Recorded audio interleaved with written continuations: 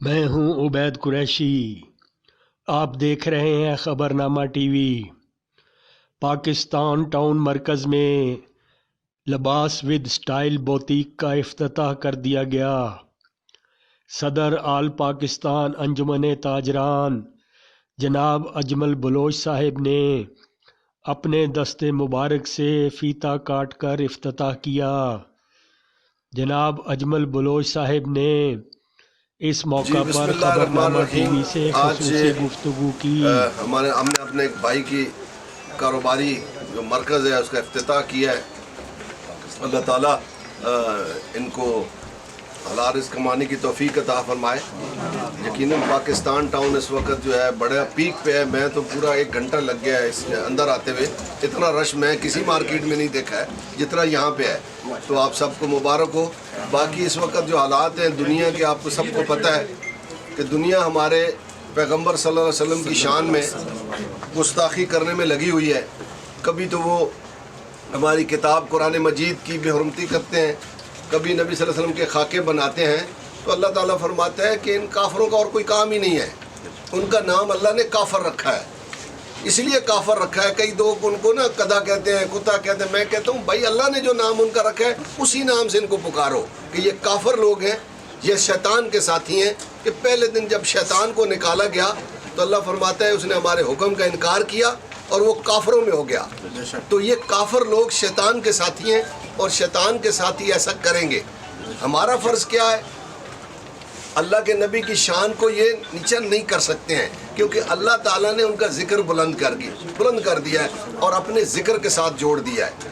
دنیا ایسا صرف ہمیں دیکھنے کے لیے کہ یہ کیا کرتے ہیں، تو کسی نے بڑا خوبصورت کہا کہ اسلام کی فطرت میں قدرت نے لچک دی ہے، تم جتنا دباؤ گے یہ اتنا ہی ابھرے گا۔ ایسا کام کرو گے تو دین اور ابھرے گا۔ اللہ کے رسول کے نام کی آواز لگانے والوں کروڑوں لوگ ہو جائیں گے، اربوں لوگ ہو جائیں گے۔ تو ایسا نہ کرو۔ مجھے ایک بات کا افسوس ضرور ہوا ہے کہ وہاں کی حکومت نے جب یہ کہا کہ آزادی اظہار رائے کا حق ہے، ہمیں جو مرضی کہیں۔ وہ کافر تھے، وہ ایسا کہہ سکتے تھے، لیکن کل جب ہم فرانس ایمبیسی کی طرف جا رہے تھے مجھے اس وقت افسوس ہوا جب ہمارے حکمران ہم پر شل برسا رہے تھے اور ہم اظہار رائے جو تھا، آزادی اظہار رائے ہی کر رہے تھے نا۔ ہم یہی کہہ رہے تھے کہ اللہ کے رسول صلی اللہ علیہ وسلم کی شان میں گستاخی نہیں ہو سکتی، تو ہم پر جب شل برسائے گئے تو مجھے اس کا افسوس ہوا کہ وہ وہاں کا صدر ان کو پروٹیکٹ کر رہا ہے اور ہمارے سربراہان ہم پر شیل پھینک رہے ہیں۔ اس کا مجھے افسوس ہوا ہے کہ یہ نہیں ہونا چاہیے۔ ان کو ہمارا ساتھ دینا چاہیے تھا، ہماری آواز کے ساتھ آواز ملانی چاہیے تھی۔ لیکن رات کو منسٹر صاحب ہمارے پاس آئے جو نور الحق قادری صاحب ہیں، تو انہوں نے کہا جی آج 12 ربیع الاول ہے، اگر آپ کہتے ہیں تو میں انتظامیہ کو چینج کرا دیتا ہوں جنہوں نے یہ کام کیا، جنہوں نے شیل پھینکے ہیں۔ میں نے کہا ہم نے نبی صلی اللہ علیہ وسلم کے نام کی خاطر ان کو معاف کیا، ہم نے معاف کیا۔ یقین کریں میرے ناک سے خون بہتا رہا ہے، وہاں پہ اتنے شیل سخت تھے، لیکن اللہ کی مدد سے جس طرح ہم نے کرونا پہ قابو پایا اس طرح کل ہم نے شیلوں پہ قابو پایا۔ ہم نے گھاس کو آگ لگا کے اس کو جب سونگا تو شیل دوڑ گئے اور ہم صحت مند ہو گئے ادھر سارے۔ مولانا سمیع الحق صاحب کے بیٹے تھے، وہ بے ہوش ہو گئے، ہم انہیں اٹھا کے اس دھوئیں کے پاس لے گئے تو وہ ٹھیک ہو کھڑے ہو گئے۔ تو یہ اللہ کے کمالات دیکھیں۔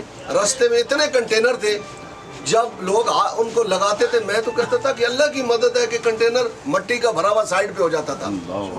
مطلب 4 مرتبہ ہم نے کنٹینروں کو سائڈ پہ کیا۔ ہم نے پوری دنیا کو یہ میسیج دے دیا کہ ایسا نہ کرو۔ فرانسیسی کل اتنے ڈرے ہوئے تھے کہ میں آپ کو بتا نہیں سکتا ہوں۔ ایمبیسی سے نکل کر سارے کہیں غائب تھے، وہاں کوئی بندہ نہیں تھا، اپنے گھروں میں یہ نہیں تھے۔ یہ اللہ کی مدد تھی اور ہم پھر واضح پیغام دینا چاہتے ہیں کہ ایسا نہ کریں۔ ایسا کریں گے تو ہم اس کو چھوڑیں گے نہیں۔ انشاءاللہ وہ وزیر ہوگا، وہ مشیر ہوگا، وہ کسی ملک کا صدر ہوگا، ایسا کرے گا تو ہم سے بچ نہیں سکے گا۔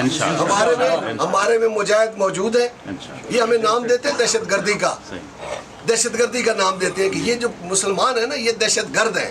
اور بھائی اگر یہ دہشت گردی ہے تو ہمیں قبول ہے۔ ہمیں اللہ کے رسول صلی اللہ علیہ وسلم کی شان کی خاطر آپ دہشت گرد کہتے ہیں تو ہمیں قبول ہے۔ قرآن مجید کی حرمت کے لیے اگر ہمیں روکتے ہیں تو یہ ہمیں قبول ہے دہشت گرد بننا. اور دہشت گردی پہ بات کر دوں 1 منٹ کی کہ یہ آپ کو یاد ہوگا جب روس کو انہوں نے شکست دینی تھی امریکیوں نے کہ انہوں نے کہا جہاد فی سبیل اللہ, مجاہد جہاد. ریگن کو آپ نے سنا ہوگا بھی, نیٹ پہ نکال لیں تو منہ ٹیڑھا کر کے جہاد. پھر جب دیکھا وہ نہیں, انہوں نے روس کو شکست دے دی ہے, یہ تو ہماری طرف بھی آ جائیں گے, پھر کہا دہشت گرد فی سبیل اللہ.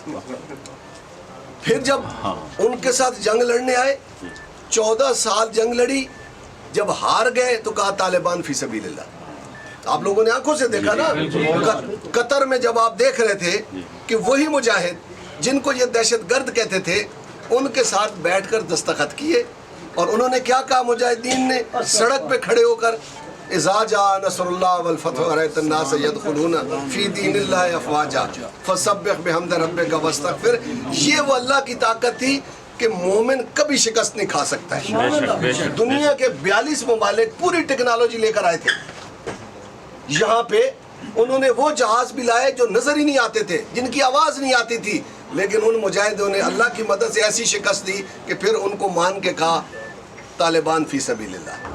تو یہ اللہ کی مدد آ جاتی ہے, دیر ضرور ہوتی ہے, اللہ آزما رہا ہوتا ہے مومنوں کو, لیکن مومن جب پیچھے نہیں ہٹتے تو وہ پھر کامیاب ہوتے ہیں. تو میرا میسج ہے آپ سب سے بھی کہ جب کبھی کوئی ایسی بات ہو تو اس دن اپنا کاروبار چھوڑ کے ہمارے ساتھ کھڑے ہو جائیں, انشاءاللہ اللہ ہمارا مددگار ہوگا. اور ہم یہ دیکھیں, ہمارا مال, ہماری جانیں اللہ رسول صلی اللہ علیہ وسلم کی شان سے زیادہ عزیز نہیں ہے. ہم مومن مسلمان کہلا ہی نہیں سکتے اس وقت تک جب تک ہم دل سے, خالی فوٹو کھچانے کے لیے نہیں, دل سے ہم جب ان کے ساتھ لڑائی کریں گے. کل الحمدللہ 2 بجے سے لے کر ہم رات 2 بجے تک احتجاج میں تھے بغیر کچھ کھائے پیے, کچھ کھائے پیے, یقین کرے وہیں تھے. میں شوگر پیشنٹ ہوں, لیکن الحمدللہ نے مجھے اتنی ہمت دی کہ مجھے کچھ بھی نہیں ہوا, کوئی شوگر لو نہیں ہوئی ہے, لیکن ہم وہاں پہ کھڑے رہے, شل کھاتے رہے, ناک سے خون بہتا رہا, کئی میرے اور دوست بے ہوش ہو گئے,